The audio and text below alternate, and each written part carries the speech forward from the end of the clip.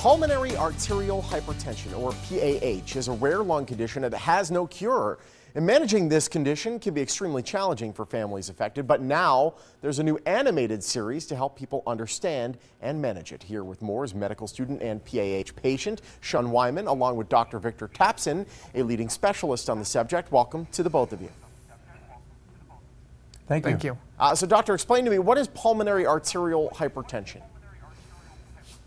Well, sure. In brief, PAH, or pulmonary arterial hypertension, is a lung disease. It's not like regular hypertension. It's a lung disease. It's confined to the circulation of the lung. You've got these little blood vessels in the lung, millions of them. They carry blood into the lungs to pick up oxygen. The heart has to pump the blood through the lungs to get it out to the body. And in patients with PAH, these little blood vessels get narrowed and thickened, and blood can't get through. So the heart can't pump the blood, and patients get very, very short of breath. They can get chest pain. They can even pass out. So it can be a very tough diagnosis. Fortunately now, over the past 20 years, a number of therapies have evolved through research, and now we have about 12 FDA-approved drugs we can use for pulmonary arterial hypertension. So it's not as bad a disease as it used to be. And so those medications are now used to manage the disease, whereas beforehand, it was kind of a question mark. There really was. There wasn't a lot we could do except try to get fluid off patients. Once transplantation was evolved, we could do that for patients. But now we don't need to do lung transplantation or heart-lung transplantation as often. We've got some much better drugs to use. Absolutely. Sean, let's talk about you being diagnosed with PAH. How did you find out, and what's it like living with the condition? Prior to my diagnosis, I was having difficulty even just walking down the street. I'd get short of breath. At times it'd feel like I had an elephant tap dancing on my chest in stilettos.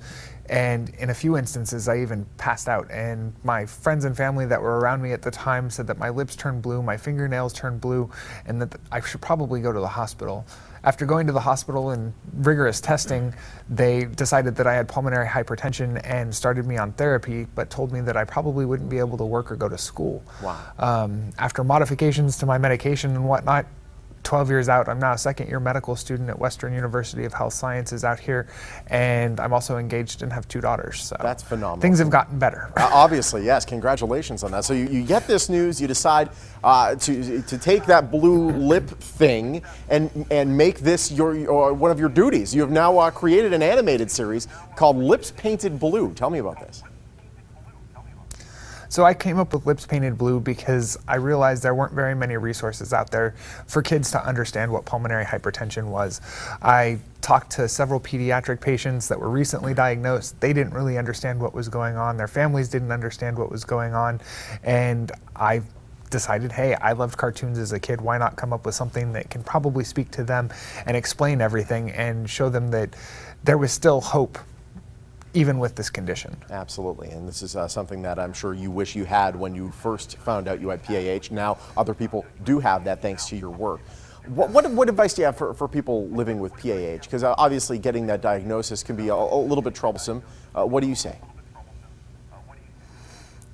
For me, I'd suggest that it's definitely important to go to your healthcare provider anytime you have shortness of breath or anything that's worse than that.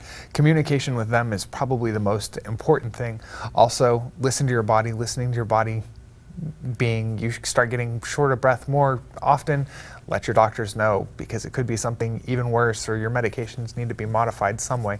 So that communication and listening to yourself is always important. Dr. Victor, you are a doctor, but you are not a mind reader, so people actually have to tell you how they're feeling. Exactly. Yeah, it's a pleasure. Yes, these patients can come in with shortness of breath commonly, like Sean had. Well, it's very important that Sean spoke out, and it's very important the work that you're both doing. Thank you so much. It's a pleasure. Thanks so much.